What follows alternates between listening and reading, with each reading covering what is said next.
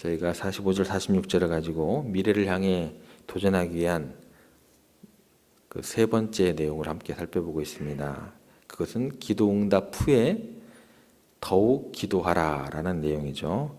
이것은 하나님께서 주신 축복보다도 우리가 더 주목하고 더 바라고 더 갈망해야 될 것은 뭐냐면, 더 집중해야 될 것은 하나님께 집중할 수 있어야 된다는 거죠. 하나님께. 그래야지 우리가 내일을 향할 수 있고 더 큰 비전을 바라볼 수 있고 또 위대한 미래가 열린다라는 것입니다. 46절에 보시면 무리를 작별하신 후에 기도하러 산으로 가시니라. 오늘은 특별히 기도하러 왜 산으로 가셨는가라는 거죠. 그거는 오병이어 기적보다도, 그 축복보다도 하나님께서 더 좋아하는, 예수님께서는 하나님이 더 좋으셨기 때문에 그렇게 기도하러 산으로 가신다라는 것입니다. 하나님께서 내게 주신 많은 기적들과 위대한 일들보다도 예수님께서는 하나님을 소유하기를 원하셨다라는 거예요. 내가 원하는 한 가지가 있다고 한다면, 찬양의 가사도 있죠. 내가 원하는 한 가지가 있다면 나 주님의 기쁨이 되기 원하네. 나 주님의 기쁨이 되기 위해서는 누구를 원해야 되는 거예요? 하나님이 내 모든 것 되셔야 된다라는 것입니다. 오병이어는 눈에 들어오지가 않는다라는 거예요. 한나라는 여인이 있었습니다. 한나라는 여인이 정말 애끓는 마음을 가지고 정말 술이 취한 듯이 그렇게 성전을 찾아서 기도를 했던 모습 자체가 술이 취해서 기도하는 것처럼 얼마나 간절히 기도했으면, 그리고 자식을 달라고. 근데 재밌는 것은 그거죠. 하나님께서 주신 오병이어가 뭐죠? 자식입니다. 자식을 주니까 한나라는 여인은 어떻게 했어요? 하나님께 바쳐버렸어요.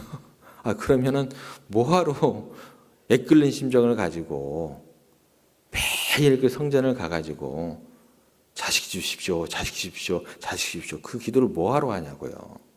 그렇죠? 근데 자식 주시는 하나님께 바쳐버렸다는 거예요. 자식보다 누가 더 중요한 거예요. 내가 자식을 주셔도 내 하나님 소중한 것, 이것밖에 없구나. 하나님이 더 좋다라는 고백이 되는 것입니다. 그렇다면 여러분 생각해 보세요. 그동안 얼마나 많은 우리가 기도 응답을 받았을까요? 그런데 그 기도 응답 때문에, 그 기도 응답 받기 위해서 기도한 만큼, 그 열심만큼 그 이후로 우리가 기도하지 않으면 어떻게 된다는 거예요? 우리가 말은 안 하지만 주신 오병이어가 하나님보다 더 크다는 거예요. 주신 오병이어가 하나님보다 더 소중하다라는 거예요. 그냥 우리의 행동으로 그 기도를 하고 있는 거예요. 우리는 아니다고 이야기를 하죠. 아니거든요. 말로 하는 기도보다 행동으로 하는 기도가 더욱더 크다라고, 중요하다라고 예수님께서 계속해서 강조하십니다. 기도 응답 받기 위해서 기도한 만큼 그 이후로 우리가 기도하지 않는다라는 것은 하나님께서 소중하지 않는다라는 거예요. 그 순간 이미 우리는 어떻게 돼요? 영적으로 추락하고 있는 거예요. 무너지고 있는 거예요. 영적인 교만함에 사로잡히게 되어 있는 거예요. 누구만 몰라요? 나만 모르는 거예요. 미래로 도전하는 사람은요, 주신 선물보다도 그 선물을 주신 하나님을 더 소중하게 여기고 더 사랑하는 것이어야 된다라는 것입니다. 이렇게 생각하면 쉬워요. 가끔 가다가 이제 여행을 갔다 오면 아이들이 이제 아빠를 위해서 아빠가 선물을 사오잖아요. 먼 여행 중에 있을 때 아이들과 전화 통화를 하게 되면 아빠 빨리 와, 아빠 보고 싶어. 아이들이 항상 나오는 멘트입니다. 근데 정작 집에 도착해서 들어오는 순간 아빠 얼굴은 안 보고 아빠의 손 쪽으로 상하죠. 그리고 손에 들려있는 아빠의 선물을 딱 받는 순간 아빠는 쳐다도 안 보고 자기 방으로 들어가서 선물 포장을 풉니다. 아빠 어떻게 지냈어? 아빠 보고 싶었어. 이 이야기보다 그 선물에 몰두하면 아빠의 마음은 참 서글프겠죠. 이것보다 더 적나라한 표현은 이걸 것 같아요. 사랑하는 연인 관계라고 생각을 해보세요. 한 사랑하는 사람이 마음에 원하는 것이 뭔지 알아서 정말 어렵게 구해가지고 드디어 만나서 전해졌습니다. 그 다음부터 대화를 않는 거예요. 만나지를 않는 거예요. 그 사랑하는 사람이 어렵게 구해서 갖다 준 그 사람은 어떨까요? 그 배신감이라는 것은 이루 말할 수가 없지 않을까요? 예. 여러분, 우리는 하나님께서 주신 은사와 그 달란트와 그 오병이어 때문에 하나님의 은혜를 망각하는 적이 너무나 많다라는 것입니다. 오스트리아가 낳은 20세기의 가장 탁월한 바이올리니스트면서 작곡가가 있습니다. 프리츠 크라이슬러라는 사람이 있습니다. 그 사람의 대표적인 작품이 뭐냐면 사랑의 기쁨, 사랑의 슬픔. 유튜브에 치시면 이 곡이구나 하실 만한 곡이에요. 다 하시는 곡들이세요. 이 사람이 본래 의학을 공부를 했었습니다. 미술에도 남다른 조예를 갖고 있었습니다. 그런데 이분이 순전히 하나님께로 받은 재능 때문에 아주 탁월한 연주자와 또 작곡가의 길을 가게 됩니다. 그분이 이런 말을 했습니다. 나는 전 세계의 많은 사람들로부터 내 음악이 그들에게 행복을 가져다 줬다는 소식을 듣곤 합니다. 그럴 경우 힘든 세상을 살아가는 사람들을 격려할 수 있다는 것이 얼마나 나를 행복하게 하는지 모릅니다. 부친께서는 의사이셨지만 자신의 의술을 돈을 벌기 위해 쓰지 않으셨던 것처럼 나는 나의 음악적인 재능을 판다라는 것을 절대로 생각해 본 적이 없습니다. 나는 태어나면서부터 음악적 재능을 받아 알파벳을 알기도 전에 본능적으로 악보를 이해를 했습니다. 그것은 내가 획득한 것이 아니라 하나님의 선물입니다. 이 고백이 먼저 나오더라는 거예요. 여러분들, 우리가 알파벳을 알기 전부터 음악적 재능을 받았다라고 하면 우리는 그건 누구 거예요? 선물이 아닌 거예요. 내 거예요. 근데 이 사람은 그 알파벳을 알기 전부터 본능적으로 악보를 이해했다라는 것은 자기가 획득한 것이 아니라는 거예요. 하나님 선물이었다라는 거예요. 여기서 한 단계 더 나아갑니다. 돈을 위해 음악을 사용하기에는 음악은 너무나 순수하기 때문에 적합하지 않습니다. 나는 내가 음악으로 인해 벌게 된 돈을 나의 소유로 결코 생각한 적이 없습니다. 내가 받은 달란트가 아니기 때문에 그걸로 인해 생기는 것 자체는 뭐예요? 내 소유로 생각이 되어지지 않는 거예요. 그것은 하늘에 속한 돈이면 선물이기 때문에 그래요. 하늘에 속한 돈이면 나는 그 돈을 잠시 관리하는 것에 불과합니다. 이게 무슨 말이에요? 나는 청지기일 뿐입니다 라는 거예요. 그러므로 결코 사치나 쾌락을 위해 지출하지 않았습니다. 이 세상에는 고통과 기근이 심한데 자신을 위해 돈을 소비할 수는 없기 때문에 그렇습니다. 오직 하나님 그분께 영광을 돌려왔고 돌릴 것입니다. 여러분 생각해 보세요. 의사가 그 의술을 돈을 벌기 위해서 쓰는 순간 이건 어떻게 되는 거예요? 타락한 거예요. 큰 죄를 범하고 있는 거예요. 그것은요, 생명을